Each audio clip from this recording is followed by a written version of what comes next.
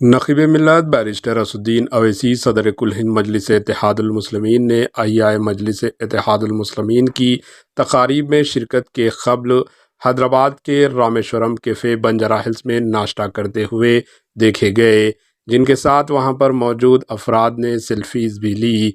इन्होंने पोस्ट करते हुए यहाँ का नाश्ते के बारे में खूब तारीफ़ की और ज़िक्र किया कि रियासत कर्नाटका के बेंगलुरु में बम ब्लास्ट रामेश्वरम कैफ़े पर ही हुआ था, उससे मुताल्लिक़ कुछ पोस्ट भी किए। Bureau report, HN news.